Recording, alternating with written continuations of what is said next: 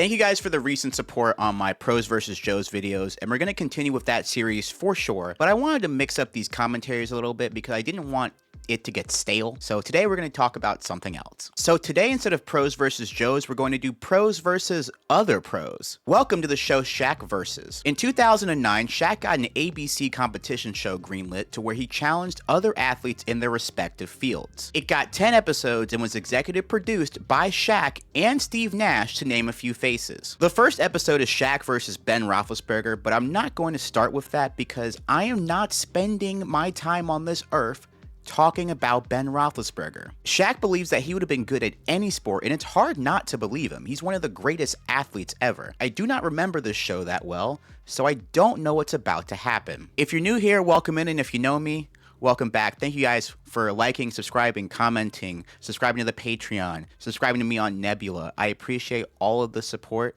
It keeps the channel running. All right, now onto the video. We're gonna start with episode 2, where Shaq will be playing beach volleyball against Kerri Walsh and Misty May. If you missed my Pros vs. Joes review with Misty May in it, I repeat that these are 3-time Olympic gold medalists. They once had a winning streak of 112 consecutive matches. They were peak beach volleyball players. I also want to point out that Shaq is around 36 years old during the taping of this show. This is not Orlando Magic Shaq or Lakers Shaq, Miami Heat Shaq. This is Phoenix Suns Shaq. Anyway, one of the reasons why they haven't played in years is because Misty May tore her Achilles while preparing for Dancing with the Stars in 2008. In addition to that, Kerri Walsh is coming off of having a kid. And I know we all have this idea of Dancing with the Stars in our head today, but back then when it was newer, I remember it still being popular. Like more popular. Misty May's season had Toni Braxton, Warren Sapp, and Kim Kardashian, to name a few people. Anyway, we're 1 minute and 30 seconds in, and Shaq has to remind us that this show was made in 2009. I don't think you should take them lightly. These are very athletic girls, very competitive. They've been on the sand. They dominate in that space. Yeah, but they're still girls. I want to make a note that at the time of this taping, Kerri Walsh and Misty May were only 2-time Olympic gold medalists, so they would go on to win another gold medal after this show. This is them in their prime. And I'm very interested in seeing how this goes because I have no doubt that Shaq can spike a volleyball. Yeah, but that's not the point. Volleyball isn't that simple, man. It could look simple, but it's not that simple. A thing I really like about this show is that it's a spectacle, and people did come to watch Shaq versus Kerri Walsh and Misty May, so they have some commenters here. Like, it's a real broadcast commentator style. So I learned this after watching the first episode, but the Shaq versus run is, the first half is like run up to the actual challenge, and then the second half of the episode is the challenge. So we start with a little meet and greet here in Santa Monica, where Kerri and Misty are teaching a Boys and Girls Club chapter how to play volleyball when Shaq tries to sneak up on them. And here's the thing about Shaq, he can't sneak up on people. He is too recognizable to not draw in a crowd, but that doesn't stop him from what I like to call Shaq stealth mode. Nigga, did you know that I can see you? Anyway, he interrupts the lesson to formally challenge the duo. When they offer him a handicap of some kind, Shaq says one isn't needed because the net is 7'3", and he's 7'1". You know, the net's 7'3", I'm 7'1", so I don't even want to go there with you ladies. The first part of this episode, he comes off as really cocky here, and I know this is who Shaq has always been in terms of like confidence and being like, no one can stop me, but like, oof. Now the three of them walk and talk, and Shaq keeps saying that he's fans of them, but he also keeps going back and forth being like, yo, but they're girls, I could beat them easily. I'm just like, what? You don't need to do that, dude. Me personally, watching this episode, I was like, I need Shaq to lose badly. Like, I know that he's good. Like, I know that there's no way, but I'm like, I need Shaq to lose. Misty and Kerri are excited that someone his side is going to try to beat them because it will really illustrate just how hard volleyball is. And since it's 2 against 1, Shaq could pick anyone in the world to be his partner. I'm genuinely curious as to who that is, but they won't tell me that right now as we have a press conference. And I think that this press conference was real. I think this was like a big deal back then when Shaq challenged Kerry Walsh and Misty May to an event. I did some digging, and back in 2009, I found ESPN and Los Angeles Times articles about this event in particular. In this press conference, they talk about the rules, and then they talk more trash, and yeah, they're fielding questions, and then there's a battle of the sexes theme in this, which doesn't surprise me given the time period, but they keep talking about it, and as I'm watching the archive back, I feel like they keep reminding people in case someone is like coming from a commercial break and being like, reminder, this is what's happening. But they keep saying it over and over again, like we don't know. So for the next segment, Shaq has the chance to seek someone's advice for this challenge, and he picks Serena Williams. Hey! Don't be mad at me. I need your advice. Oh, wow, what do you need my advice on? And Serena Williams is really great in this episode. Great cameo. Also, side note, Shaq versus Serena Williams would have also been a very fun tennis episode.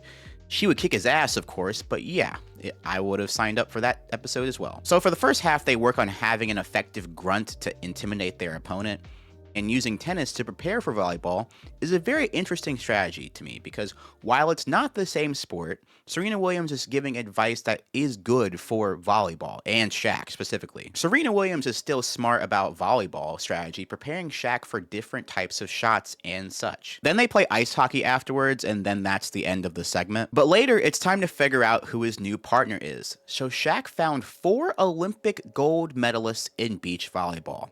And he picks Todd Rogers, who won an Olympic gold medal in Beijing, to be his partner. Now, I wonder what Kerry and Misty will think about this, honestly. I don't think they'll personally care, but I don't know what I was thinking in terms of who Shaq would pick. I'd be like, oh, of course Shaq would pick another beach volleyball player.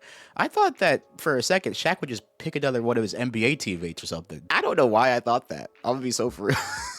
Anyway, the guys give Shaq a crash course in volleyball with a fun little montage, and Shaq realizes that he can't hit the net, which for a basketball player that is known to obliterate things, I'm sure this will go over very smoothly in the actual game. Next in the episode, we go to Misty May and Kerry Walsh's side to check up on them training for the first time in over a year. And I want to see what their game plan is for someone that's 7 foot. Now we're halfway into the episode, which is time to start the challenge.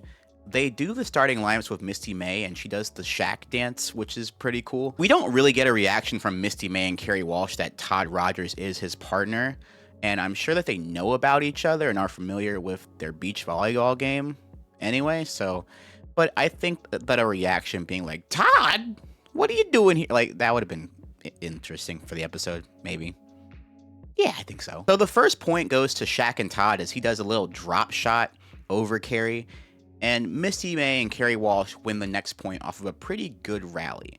And the game plan looks to be make Shaq move around, which, funny enough, was something that Serena Williams tried to prepare Shaq for. Shaq isn't known for being the most nimble of basketball players, and he's also 36. Remember that now. After taking a 2-1 lead, Shaq serves, and it's not a bad serve, but it gets spiked to hell, and we're tied at 2-2. These sets are first to 11, and it's a best out of 3. Now, what Shaq is really good at in this volleyball match is not something that I would have expected. It's these drop shots, and I will say his sneakiness and unpredictability. When Shaq plays basketball, you pretty much know what he's about to do, and you cannot stop it.